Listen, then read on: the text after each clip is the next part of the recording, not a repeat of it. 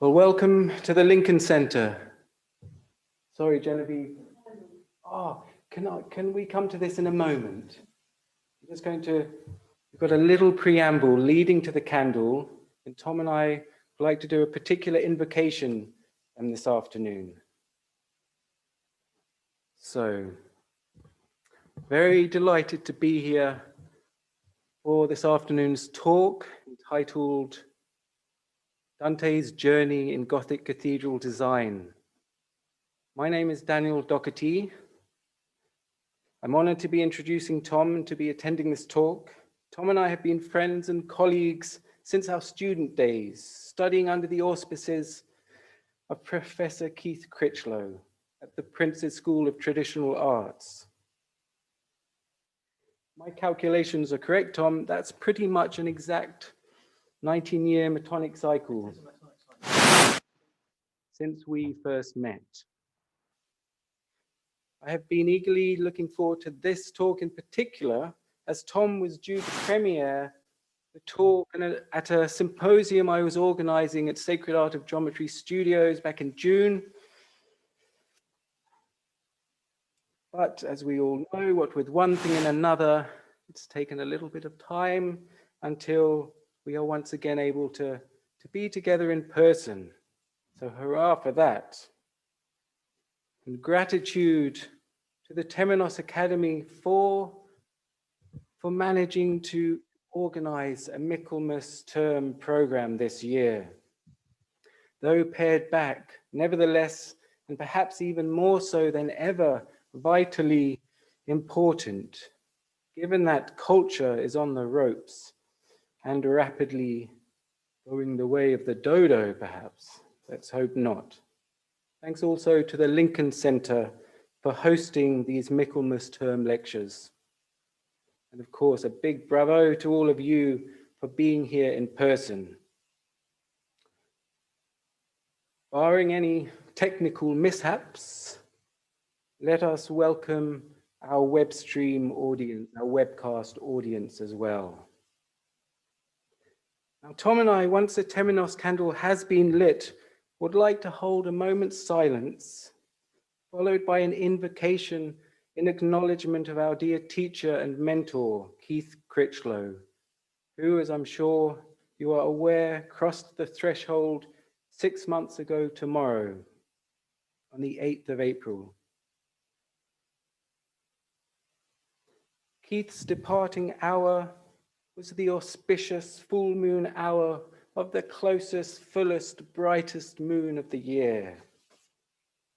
And friends of Temenos are well aware of the enormous contribution that Keith made to the revival of the perennial philosophy through the resacralization of the arts. He was instrumental in supporting Kathleen Raine birth the Temenos Academy into being.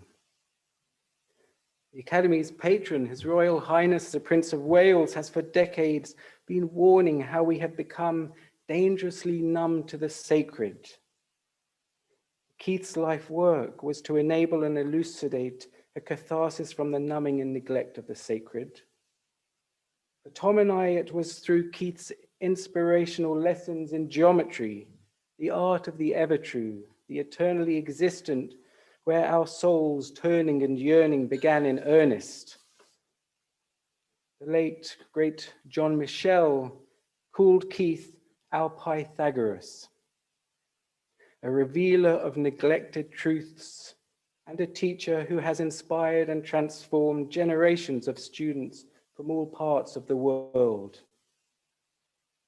Now, Keith would often commence, as I'm sure many of you remember, a class or talk with a 3-line Pythagorean invocation, a particular favorite invocation of his.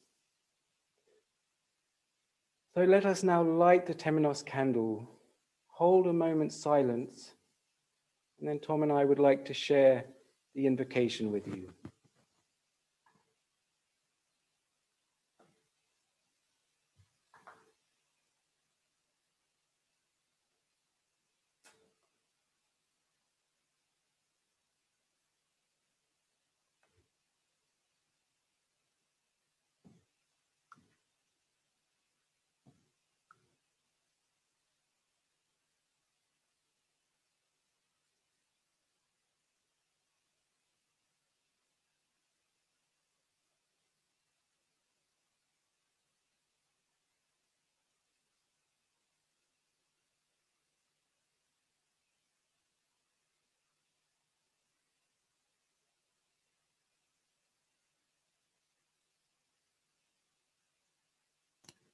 May we be guided by truth, have beauty revealed to us, and may it result in the good.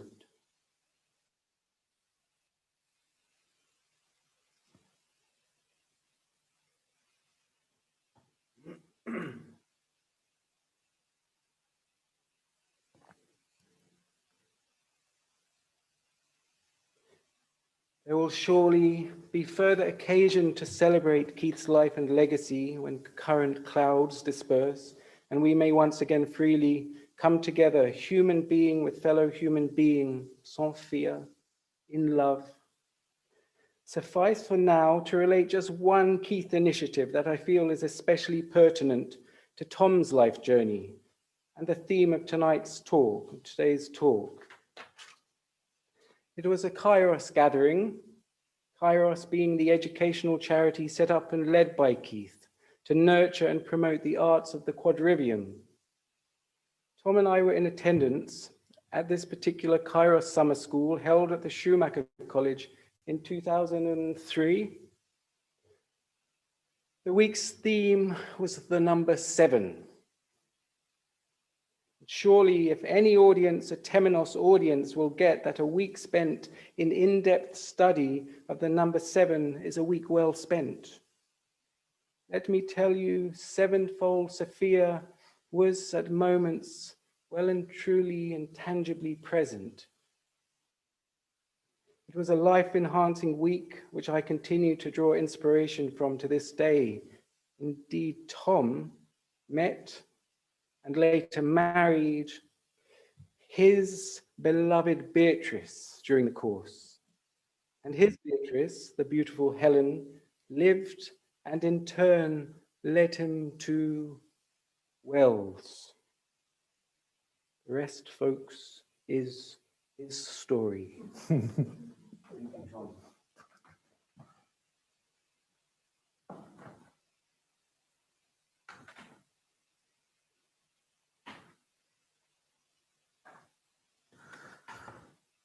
Thank you, Daniel. Great introduction, as usual. As Daniel mentioned, Keith died on the full moon in April. Now, this was also a full moon that was significant to Jews, Christians, and Muslims. This is such typical Keith. Keith would always be wanting to try and show the unity of multiplicity, the unity of tradition. And so the full moon on which he died was the Passover full moon for Judaism, which is therefore also the Paschal full moon during Easter week. And it so happens that this year it was also the full moon prior to Ramadan, which is an important full moon in Islam. So even in Keith's passing, he's still wanting to remind us of the one, but also particularly how the one shows itself through the many.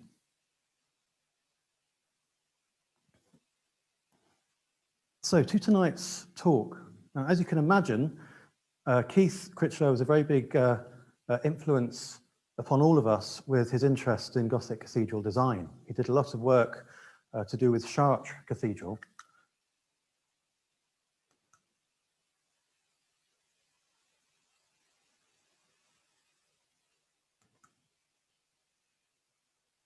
And here Keith is with a model and a 2D image of Chartres Cathedral. But as Daniel said, it was when I got guided down to Wells by my wife, who's a stained glass conservator in Wells, and the woman that she was lodging with gave me a ground plan about 10 years ago. And I'd been working with Islamic patterns at the Prince's School.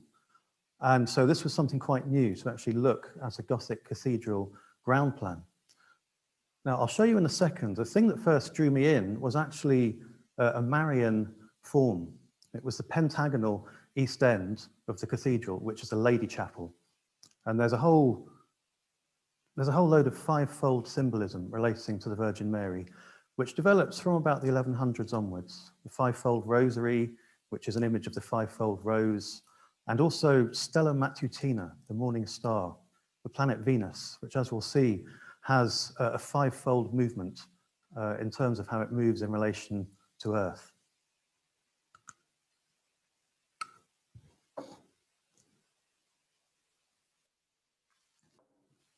So let's begin.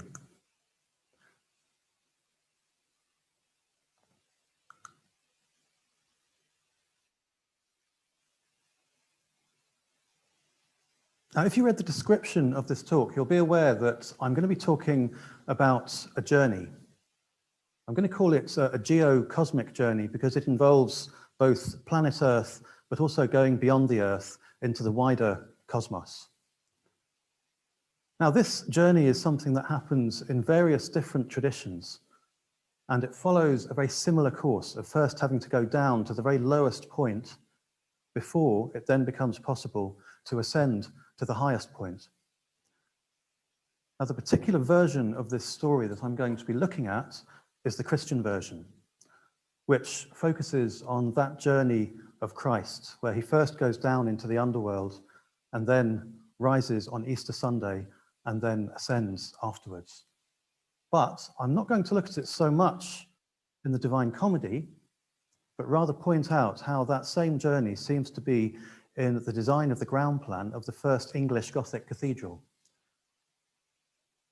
Now, the thing that I would say is of particular interest about this is that Wells Cathedral in Somerset, it's the Cathedral of St. Andrew, was designed 150 years before Dante wrote the Commedia. So what I've been considering is whether this path that Dante follows in his Commedia is something which was already present in the Christian tradition as some sort of a practice of the mysteries, which he then externalized in his poem.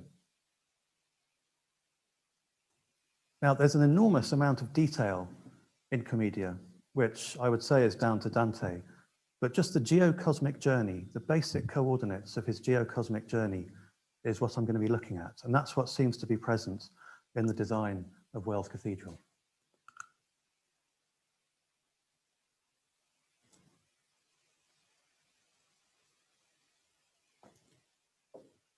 Now, this journey could also be described as one of initiation, and this is really how I'll be talking about it as we go along. There is this need with initiation to go down to the lowest point, to go down into the deathly underworld, before there can then be an ascent beyond that, a facing of the lowest traces of the soul, before there can then be an ascent back to the origin of the soul. And so here we have an image of Wells Cathedral overhead, as well as the ground plan. This screen is such that it's making the images a little bit pinched, so some of the circles will be a bit elliptical. I think for those of you who are watching it online, that won't be the case, but just here, but they're still mostly as they should be. So let us begin at the best place, which is with the west front. You're looking at an image of the heavenly Jerusalem, but as you'll see, there's also certain physical features that seem to resemble the earthly Jerusalem at that time when this was built. Because of course, at the time that the Gothic cathedrals were built, the kingdom of Jerusalem was in progress. And so Jerusalem had Frankish Christians inhabiting it. And that kingdom was something that was connected to what was going on in Western Europe itself. Now, to begin with, just looking at the typical Gothic west door, which usually has a double portal of some sort, this inevitably resembles the Golden Gate of Jerusalem, which is the gate that Christ went through on Palm Sunday. And so already, just by looking at the door of a Gothic cathedral, you realize that you're entering into the heavenly city. There's still a liturgical procession that happens at Wells Cathedral every year, where we begin outside on Palm Sunday and then all process in. And this used to happen during the Kingdom of Jerusalem through this gate itself. There were just 2 days of the year, Palm Sunday and the Exaltation of the Cross, both of which are situated around the equinoxes. So the sun would rise in the east above the Mount of Olives and shine straight through the Golden Gate. So here is this ground plan. And I said in the description how the beginning of the journey through Wells Cathedral from the west door is actually one of descent into the underworld. Now, before I go into that, I'm going to just do a small recap of some of the things I talked about when I gave a talk to Temenos 2.5 years ago. Back then, I pointed out how the ground plan of the cathedral has a very similar cosmological layout to a modern-day Freemason lodge room.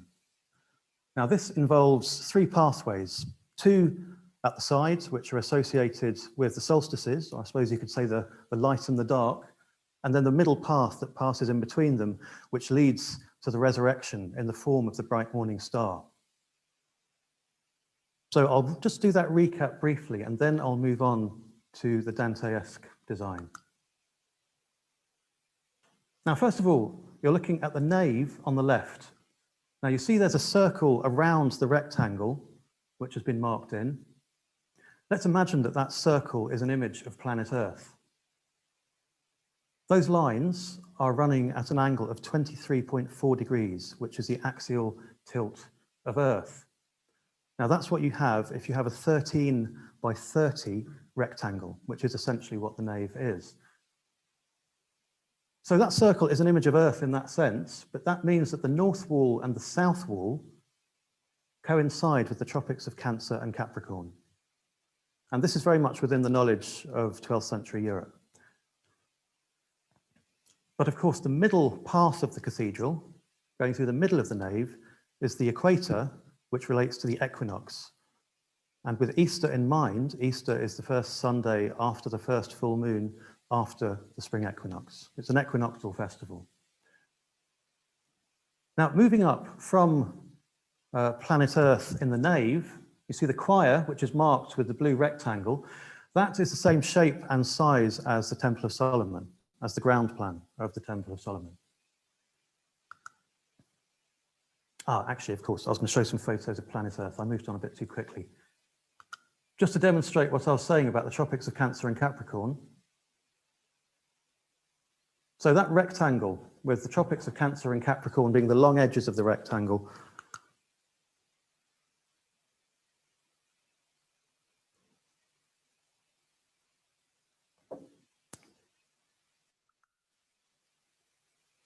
so now let's move up to the Temple of Solomon. Now, the Temple of Solomon is the central place. In the Jewish tradition, Jerusalem is at the center of the world, the temple is at the center of Jerusalem, the Holy of Holies is at the center of the temple, and at the center of the Holy of Holies is the Ark of the Covenant and the foundation stone, which is holding down the chaos of the abyss. Now, of course, a church is orientated in an opposite way. The Temple of Solomon has the Holy of Holies at the western end, and you would come in here at the eastern end, whereas in a church, it's the other way around. And so you're entering and moving eastwards towards the rising of the bright morning star. There are two pillars here, which reflect Jachin and Boaz, the pillars at the door of the temple. So the orientation of the temple is still showing itself in terms of that. Now, bearing in mind that the side aisles, which go alongside the walls, which are the tropics of Cancer and Capricorn,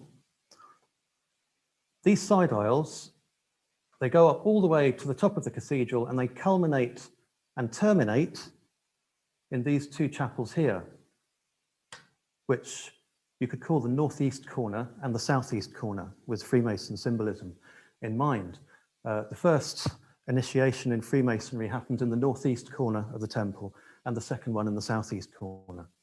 And they're associated with the solstices.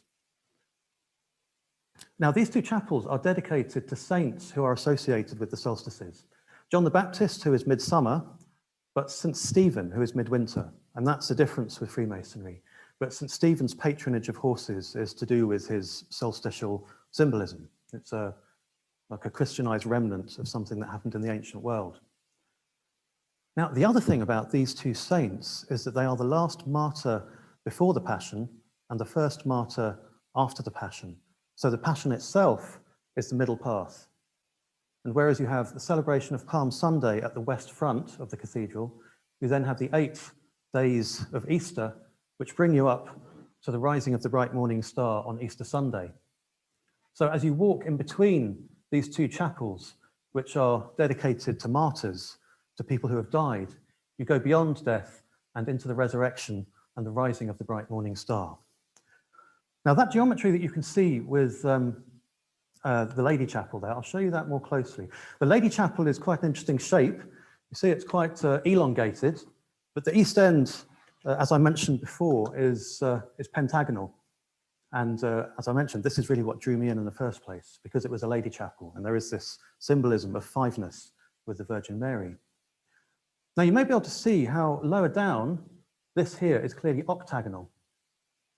Now these two symmetries both immediately speak of the planet Venus, the morning star, the Stella Matutina, which is one of the Virgin Mary's titles. When we turn this pentagon into a pentagram star, you see how the lines, these axes, they go down the middle axis of the cathedral, the legs go down the middle axes of the side aisles, and the arms go down the middle axes of the chapels. So you inevitably have a golden ratio relationship of 1 to 1.618, because that's what you find in fivefold symmetry.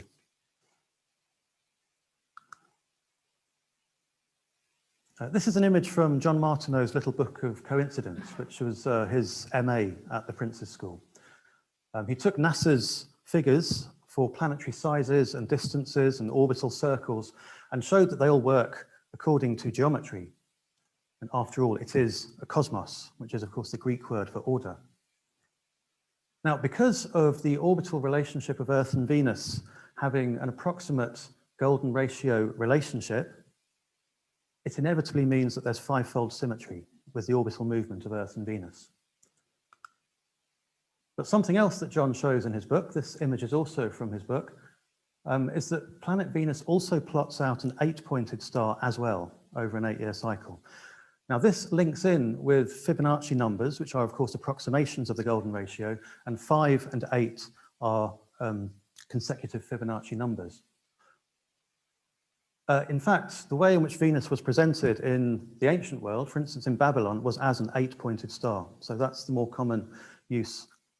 Ishtar, for instance, was depicted in that way.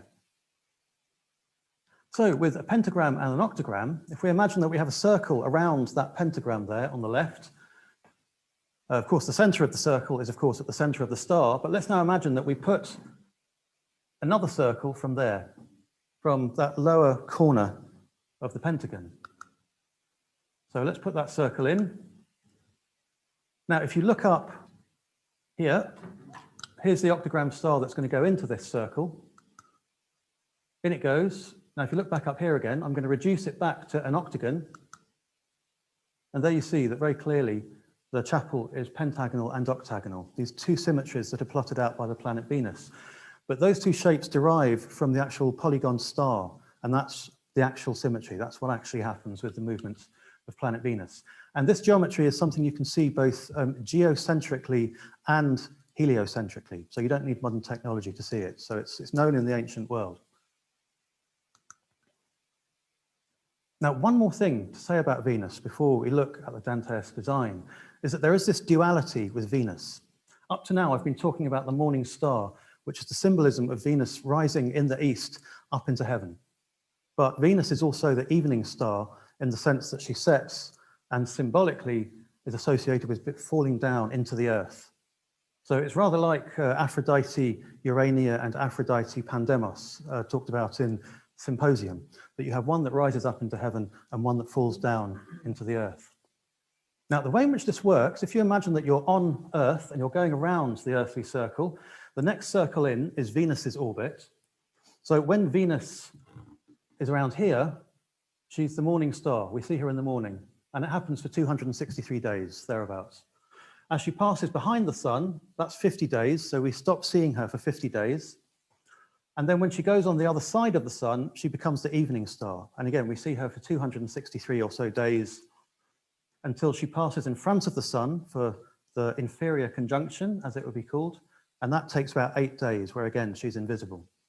Now, this symbolism of rising up into heaven and falling down into the earth is what I'm going to begin with the Dante style design. But before I do that, just to say, we have the solstitial pathways leading up to the solstitial saints, and then there's the middle path, which leads to the resurrection of the bright morning star. So let's begin with the first stage of Dante's storyline, the descent into the underworld, to that which is down below. Now here is a map of Dante's journey. Now you can see how Earth is the most central sphere. And then as you move out through the planetary spheres, you eventually get to the Empyrean, which is the divine sphere. So the key thing to understand is that Earth is the one that is furthest away from the divine world. But having said that, of course, if you go into the Earth, to the very center of the Earth, that is the furthest that you can possibly get from the divine sphere. And this is where Lucifer falls to as the fallen angel. So what you're looking at here, this funnel shape, obviously you have to see it as Dante going down a funnel. So he's descending into the underworld in this funnel shape until he reaches the center, and then he can start to ascend again, having gone beyond the center of gravity at the center of the Earth.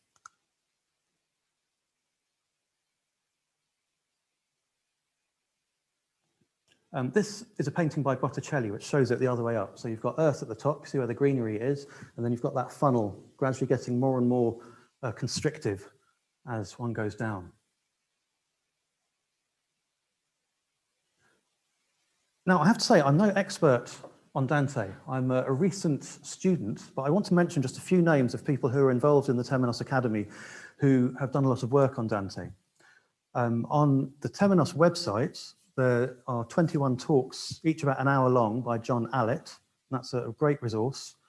Jeremy Nadler does a book reading group as part of the perennial philosophy course for the Temenos Academy.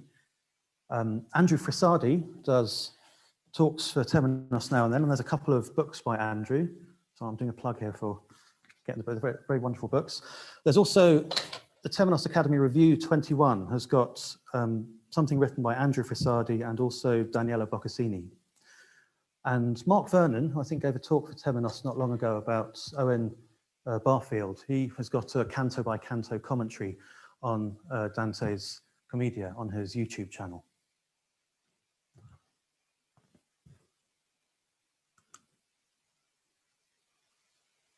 So let's look at Lucifer.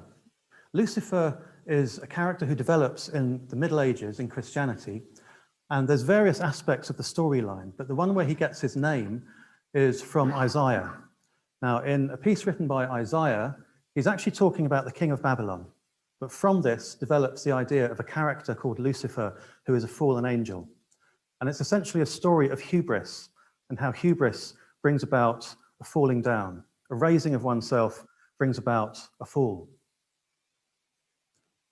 Now, if we think about the king of Babylon, even though Lucifer is a different character, you could say in a certain sense that if Babylon is that earthly world where the soul is in exile from the promised land, which is its true state, its true place, then you could say that Lucifer, the fallen angel, is, in a sense, the king of Babylon as well.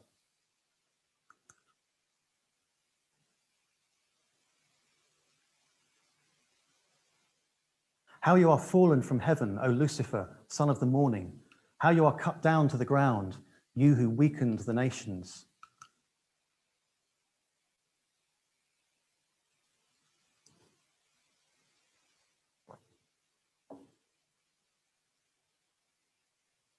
For you have said in your heart, I will ascend into heaven. I will exalt my throne above the stars of God. I will also sit on the mount of the congregation on the farthest sides of the north. I will ascend above the heights of the clouds. I will be like the Most High. Yet you shall be brought down to Sheol, to the lowest depths of the pit. And so this is the lowest depths of the pit. It's as low as you can go, as far as you can get from the divine sphere. Now, something to understand about the story, because Lucifer does actually mean morning star. It's the Roman name for the morning star. But that storyline you just read there is about both the morning star and the evening star at the same time, because his fall is that of the evening star. His rise, a hubristic rise, wanting to raise himself to divine status, inevitably results in his fall as the evening star. And Isaiah is essentially chiding this character saying, you may think you're high and mighty, but just you wait till later on in the year and you'll be falling down. So it is this story of hubris that needs to be dealt with, hubris that ends up in the underworld. Now here we have the ground plan of the cathedral and this map of Dante's journey together. I'm not making a direct analogy between these images. I am really with planet Earth, but the Mountain of Purgatory, which is the second stage, which is the mountain that leads up to the Garden of Eden, that would be associated with the eastern end of the cathedral, where the Lady Chapel is. Now, as for the ascent through the planetary spheres, I'll come to that later on.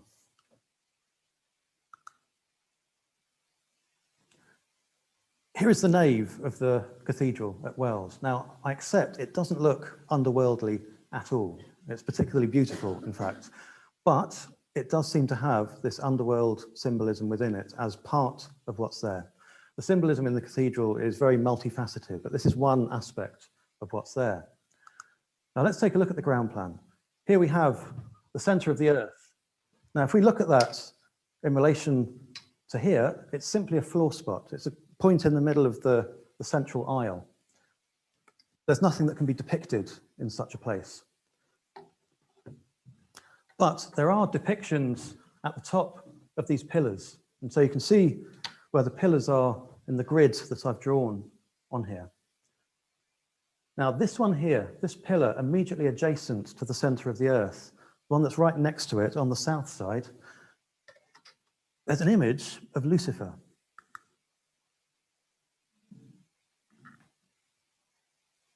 Now, medieval Christian Lucifer isn't so much someone who makes things go bump in the night, even though that, I think, is how Lucifer has become over time. But he is the lower aspect of the soul. You can see how he has animal features. He has long, pointy animal ears and a long goatee beard. But the particularly interesting thing, I think, is his serpentine crown. He has a serpentine crown, and then there's a serpent form coming forth to his brow, where there is an empty, eye-shaped hole. Now, of course, this speaks of the Grail stories of Lucifer, where he loses an emerald from the brow of his crown. And of course, if you have a singular focal gem on a crown, it's in the brow. So when you say falling from a crown, it's falling from the brow of the crown.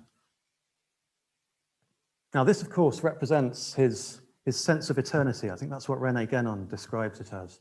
It's his sense of eternity, which he loses when he falls. So he loses that point, that knowing that arises from that point, and it falls down, and he falls with it. And it's St. Michael who actually causes this to happen. Next to that image of Lucifer, and this is right on the threshold of the 5th bay and the 6th bay, which is where that central point of Earth is, we've got an image of one being fighting a dragon.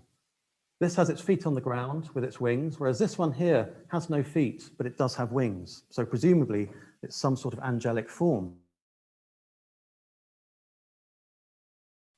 Now, another part of the story of Lucifer is the war in heaven in the book of Revelation.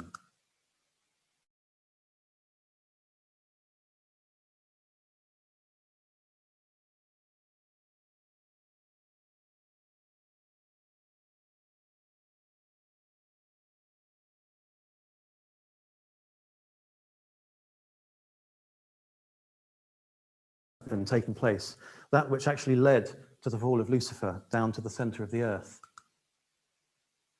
And if we carry on that quote from the Bible,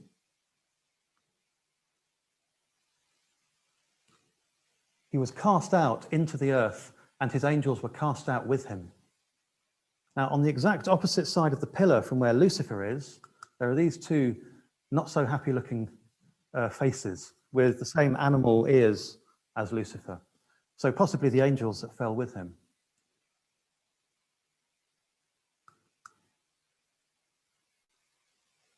So in this sense, as well as the morning star rising in the east that you can see up at the east end of the cathedral, there is also the evening star falling down into the earth. And this brings us to these two themes which really go together.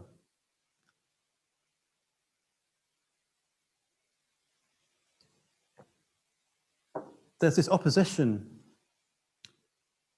with Lucifer and Christ, but it's a chronological one where Lucifer and his storyline comes first, and then the counter-reaction to that is the storyline of Christ. So Lucifer first rises as the morning star, but it's a hubristic rising, it's an egoic rising. And the inevitable result of that is to fall down into the underworld. Whereas with Christ, it's the opposite. Christ goes down into the underworld to deal with all of that which is dead and fallen within the soul, for the great catharsis.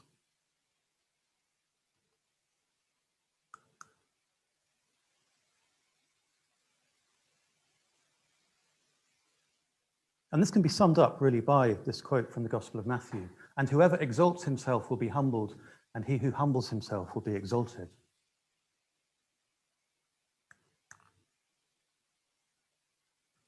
Now, the Harrowing of Hell is a story which is in the Gospel of Nicodemus, which isn't in the Bible. But there is this one brief mention of Christ's journey down into the underworld when he associates that part of his storyline with the story of Jonah and the whale. Now, in the story of Jonah and the whale is Sheol. The whale is the deathly underworld. So his falling into the whale is his journey down into the depths, into the dark depths. And of course, this happens as a result of him running away from God, who is needing him to actually face the corruption of Nineveh. And he runs away and he hides in the bottom of a boat, but the storm catches up with him. And when he tells the people on the boat that the reason why the storm is there is because he's running away from God, he's tossed over the side and swallowed up by death itself.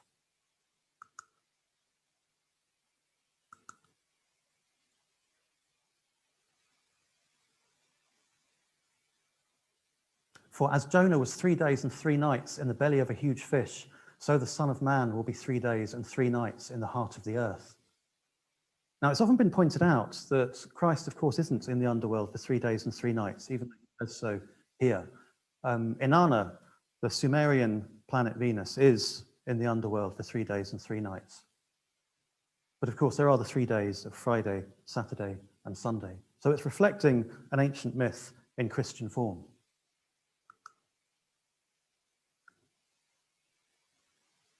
Now, if there's one person in English history who surely must have been involved in the culture of initiation, it must be the Gawain poet. When you look at his storylines, he's so clearly coming from that angle. Now, interestingly, there's this one line in his poem, Patience, which pretty much describes this idea of entering a cathedral being an entry into the underworld. Patience is about Jonah, by the way.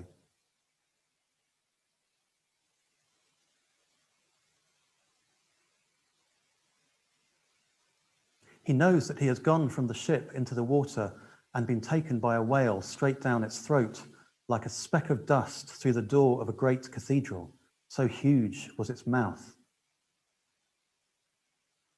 So this so happens to fit very directly with what I'm talking about in relation to the nave. But why would a nave, or a gateway into a cathedral, be an entry into the underworld of all places? Perhaps we can understand this through the fact that humility inevitably is the, I suppose, the reaction to going into a great cathedral. When you go through a cathedral door, you realize that you are a speck of dust in the enormous cathedral. And so the value of going down into the underworld is an encouragement towards humility, going to that lowest point so that one is then ready to rise to the highest point.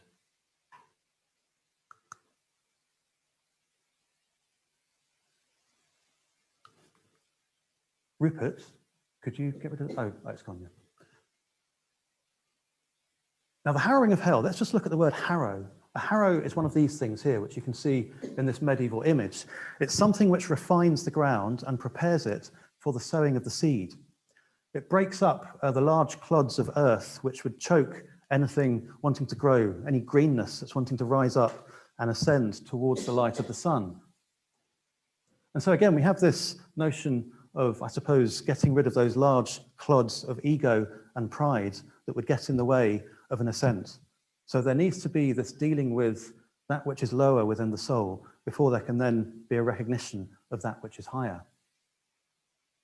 Now, there's a rather beautiful quote from the Gospel of John that pretty much sums this up, and really the idea of how there needs to actually be a death in the underworld, or at least the death of a certain part of the soul, a lower part of the soul, so that the higher part of the soul can be part of a rebirth.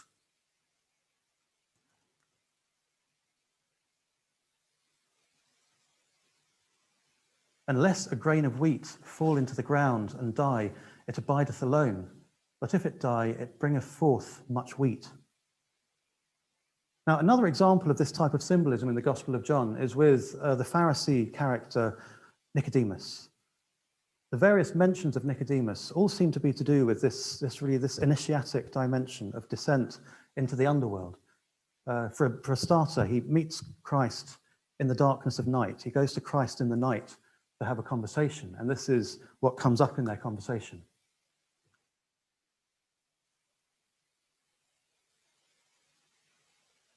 Unless a man be born again, he cannot see the kingdom of God.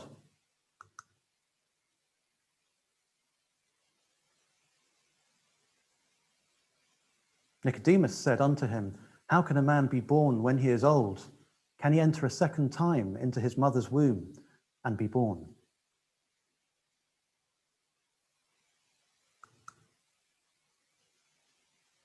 And so with the idea of a descent to death, followed by a rebirth from the underworld, staying with Gothic cathedrals, but digressing briefly, we can look at the labyrinths, which are also around the centres of the naves in the Gothic cathedrals where you find them. This one, of course, is the very famous one from Chartres. This particular type of labyrinth is based on one that was I think it was first shown in a 9th century manuscript, but then it starts to be used actually in architectural design in the 1200s. Now, what's said about the Chartres labyrinth is that there used to be a metal plate at the center of it, which had an image of the Minotaur and Theseus battling at the center. Now, this is what you'd always see at the center of a Roman labyrinth. So it's a Roman image that's come forth into medieval Christianity. And so that's described with the Chartres labyrinth, but also the Amiens labyrinth, which is an octagonal version of the Chartres labyrinth. That's also described in a medieval document as the House of Daedalus. So it's not just Chartres, it's also in Amiens. Now, probably predating both of these labyrinths is this one. This is actually, as you see it now, it's probably larger than the actual thing. The real thing is about that size. It's a finger labyrinth on St. Martin's Cathedral in Lucca in Italy. Now, directly next to it, on the same stone, you have an inscription which reads as such.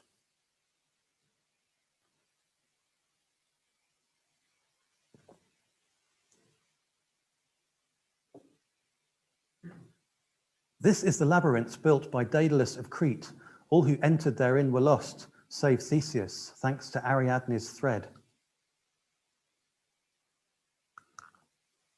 Now, moving forward to the year 1500, here again, it's the Chartres type of labyrinth, pulled up into a third dimension, and this time it's a chivalric knight at the center of his labyrinthine soul, fighting that animal part of himself.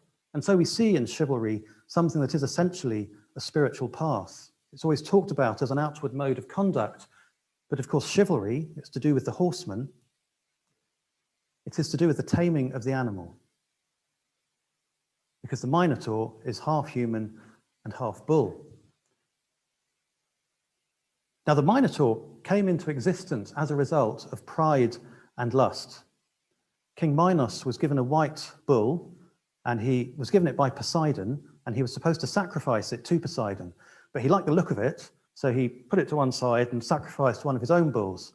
Now, Poseidon was utterly furious by this, and so he got Venus to get Pasiphae, Queen Pasiphae, the wife of King Minos, to fall in lust with this white bull, and together they have the Minotaur. So the Minotaur is the product of this, I suppose, negating of what's been of a divine sanction, and then collapsing into lust. Now, lastly, the last one to show is the way Crete is depicted on the Hereford Mappa Mundi. Crete is, of course, where the Minotaur storyline takes place. Europe, Africa, Asia, the old world map. And this is the Mediterranean. Now here is Crete, and I'll show you a close-up of it. And what do you see? The Chartres labyrinth with Labyrinthus Id est domus Daedali. I didn't do Latin, so I'm afraid I can't pronounce that well. But it's the house of Daedalus, again. So this is just such a common feature in medieval Christianity. There is this direct relating to of a descent into the underworld via the story of the Minotaur in the maze. And as I say, the labyrinths are at the centres of the naves. So it's, in essence, the same sort of thing that's going on in Wells Cathedral, but with different characters. The tradition in medieval Christianity of having an allegorical interpretation where a New Testament story is reflected in an Old Testament story, it's essentially the same as this, but just doing a sidestep from the Old Testament tradition into another ancient wisdom tradition, which we know that there was a great interest in various different wisdom traditions in the 12th century. Hermes Trismegistus, Plato, Ovid, they were all being read by people in the school of Chartres and other such places.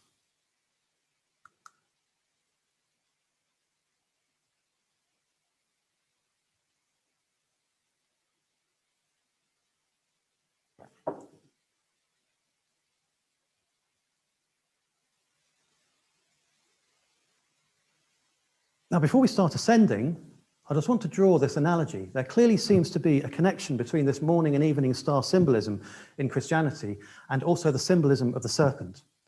The serpent descends in the sense of Lucifer falling in the war in heaven and also the fall of humankind occurring as a result of the serpent. But the not so commonly talked about serpent is the ascending serpent, which is the resurrected Christ.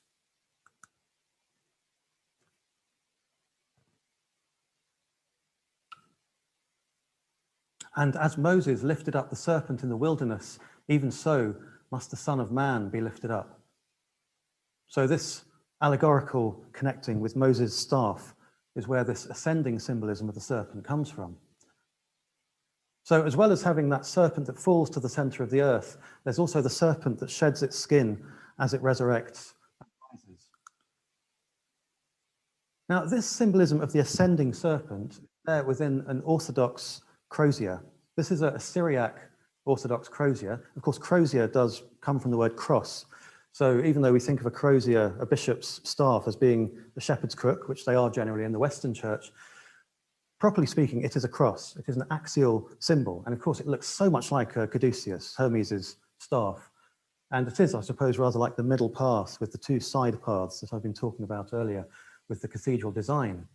So when you see a serpent in a crozier, it relates to the ascending serpent, to the resurrected Christ. And so when we look at this crozier here, there's a fascinating connection to make, because this is the crozier of Bishop Jocelyn, who is one of the main people who built Wells Cathedral. Now, as you can see, it has both serpent storylines. Here's St. Michael battling with the serpent, who then falls. But the whole thing is encompassed by the ascending serpent, who overcomes that fall. Now, there's even a local dragon legend in Wells to do with Bishop Jocelyn. It's still talked about a lot in the Bishop's Palace and whatnot. There's a mosaic on the floor around the back of the Bishop's Palace too. So it's still this talked about story of how Bishop Jocelyn slayed a dragon back in the 1200s. And here in his crozier, he has the whole storyline from the beginning to the end.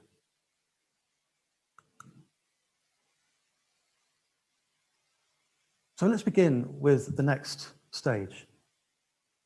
Dante, once he comes through the underworld, he then ascends the Mountain of Purgatory, which you can see there in the background.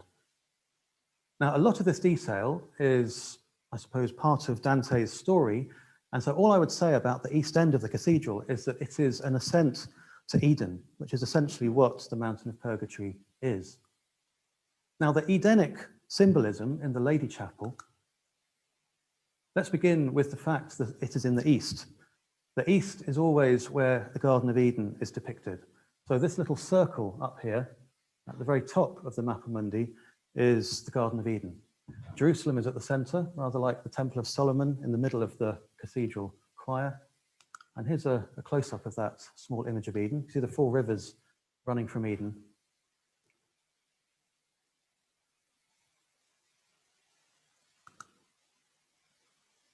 Now, another dimension of this garden symbolism is the hortus conclusus, which is an image of the Virgin Mary, the enclosed garden. Now, it's essentially an image of the Virgin Mary's womb, but then, of course, the whole idea of emptiness and the emptiness making it possible to actually receive the Word, the divine Logos. And so this is another aspect of that, I suppose, Edenic symbolism, the Edenic state that the Virgin Mary is an embodiment of. As the intercessor, she is the one who has the direct vision of the sun when it's still below the horizon, when she's the morning star, and she's illuminated by it, and she shines the light down to human beings on earth who can't see the sun yet because the sun hasn't risen above the horizon. Now, another part of this Eden symbolism with the Virgin Mary is thornless rose, one of her titles. Roses are said to have grown in the Garden of Eden, but when the fall happened, then the thorns grew on the roses. And this you can see very clearly in stories like Sleeping Beauty, where there's the exile from the castle, and that which is, I suppose, spiritually awake within us falls asleep, and the whole thing becomes grown over by thorns. And we have to find our way through the thorns of the passions to find our way back into the castle, to reawaken that which has fallen asleep within us. Sunrise and springtime are the equivalents within the daily cycle and the annual cycle, and they both have this association with the East. So again, more symbolism of the East and the Garden of Eden. And eternal springtime is really what's being talked about here, being in an eternally green state. Now, John Milton, he describes the Edenic state in Paradise Lost. He describes this eternal springtime, and he describes it geocosmically. He says that that 23.4-degree angle of the axial tilt of Earth wasn't there before the fall. It was like this. So there was a continual, so if this is the equator of the Earth and the sun is over there, the equator is permanently close to the sun. So there's a continual equinox, there's an eternal springtime, an eternal equinoctial springtime, there's eternal greenness sprouting forth. But having said that, the autumn equinox is harvest. So there's also eternal harvest, eternal green springing forth, eternal harvest, all at the same time. And you can see that geocosmically expressed in the cathedral, because of course, if there was only the equinox and no solstices, there would be no nave. There would just be a middle path leading up to the Garden of Eden in the Far East.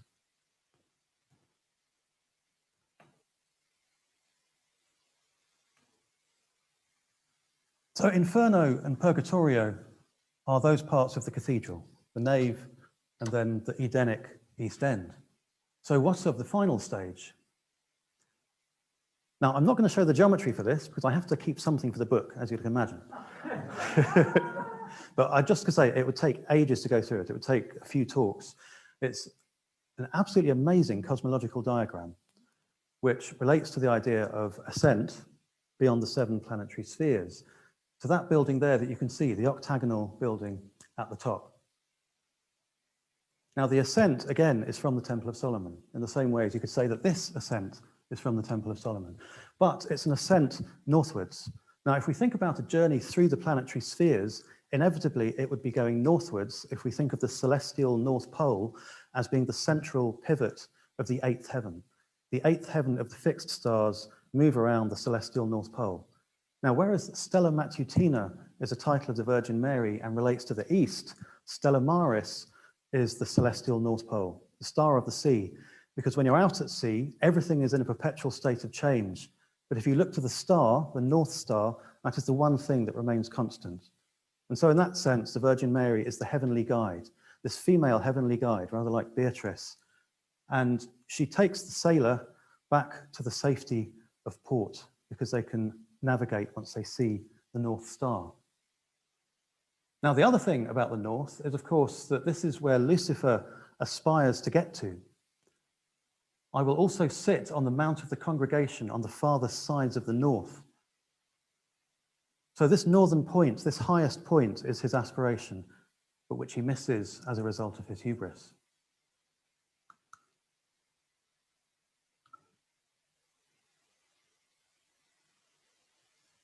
Now, the Celestial Rose, I would say, is that building there, the octagonal building. And as you can see, it has that mandala image, rather like a rose. In the Divine Comedy, the Celestial Rose is up in the Empyrean, beyond the 9th heaven, and the Virgin Mary is at the center of it. So this naturally resembles the movement of the stars, which is actually in the 8th heaven, around the celestial North Pole, around the Stella Maris. Now, I'm going to have to be quick, so I can see time's moving on. There's an inscription in the York Chapter House which is another one of these octagonal buildings. Ut rosa flos florum sic est domus ista demorum. As the rose is the flower of flowers, so this is the house of houses. And this is an image of the ceiling in York Minster. And this is the equivalent octagonal chapter house at Wells. Now, the other one I've been looking at, other than these two, is the one at Southall, which has all these amazing green men in it.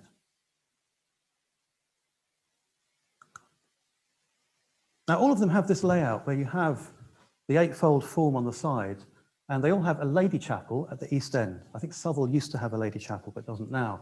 But York and Wells still have a lady chapel. So you can imagine the crown of the Virgin, and there she is holding up the eightfold rose. Now, I have someone to thank for this, Emma Alcock. She's a painter who studied at the Prince's School of Traditional Arts a long time before me, and she did a study of the cathedral, and she found this image, but it's from a French cathedral. So what would it have to do with these English cathedrals? Now, having said that, it's the center of the most important window at Laon Cathedral in France. Now, Laon was an important place in the learning of the 7 liberal arts. And the thing that I'm most interested in is it's where Adelard of Bath taught.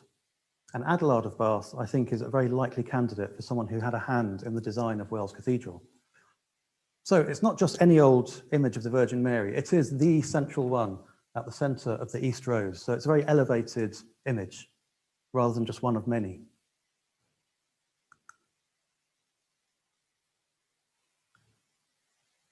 There's a great deal more that I'd like to go into, but at this point, I think I'll probably bring the talk to a close, but I want to make just one last point, and it's to do with the Knights Templar.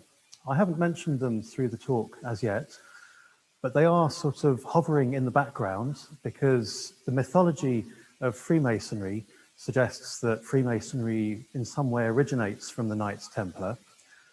But also with Dante himself, there's the suggestion that he was in some way involved in the culture of the Templars. And so the last thing I really want to show is what appears to be a symbolic association of the Knights Templar actually in the design of Wells Cathedral itself. Now, before I do that, I'll show you the opening invocation of a Templar prayer. This was published just over 10 years ago by the Vatican. It's a prayer that was written by the Templars as they were in the process of being dissolved by King Philip of France.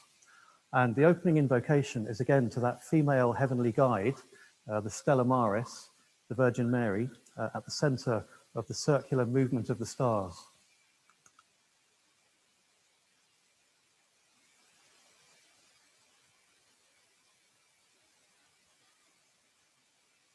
May the grace of the Holy Spirit be present with us. May Mary, Star of the Sea, lead us to the harbor of salvation. And so again, the harbor of salvation is that place up in the 8th heaven where the Virgin Mary is at the center of the circular movement, the Stella Maris, the Star of the Sea. So finally, looking at the design of the cathedral, there's a very interesting possibility in relation to the topographical layout of the choir and the octagonal chapter house, which is to the north of it. Now, as I mentioned earlier, the choir is the same size as the Temple of Solomon, a 20 by 60 cubit rectangle. So it's the same size as the floor plan. And then immediately to the north of the Temple of Solomon, as it were, there's the octagonal chapter house and undercroft. Now, if we look at the topographical layout of the Temple Mount in Jerusalem, and of course, when Wells Cathedral was designed, the Kingdom of Jerusalem was in progress, which was the Crusader kingdom. And at that time, on the Temple Mount, the Al-Aqsa Mosque and the Dome of the Rock were Christianized. So they were viewed as Christian buildings. Now, the Al-Aqsa Mosque was where the Knights Templar were based, and it was actually known as the Temple of Solomon. Immediately to the north of it, the Dome of the Rock was known as the Temple of the Lord. So for this brief period of about 90 years, they were Christianized. And then for the past 800 or so years, they went back to being Islamic buildings again. Now, if we look at the idea that there's the Temple of Solomon, as it were, the Al-Aqsa Mosque, to the south, with an octagonal building to the north of it, then we see something that looks very similar to the design of Wells Cathedral, where you have the Temple of Solomon-shaped choir and an octagonal chapter house immediately to the north of it. Now, what this does, of course, is to associate the Knights Templar with the center of the cathedral, the heart of the cathedral itself. So in this sense, this whole initiatic journey that we've been looking at for the whole talk, first through the underworld, and then the ascent to Eden, and finally the ascent to the rose of divine love, looks possibly as if it has something to do with the order of the temple. Now, if you're interested in purchasing my book about this, I'm going to be setting up a pre-order system very soon. So if you write and express your interest to thecosmosinstone@gmail.com, and it'll have all of the stuff I've been talking about in this talk, plus a great deal more. So thanks for listening.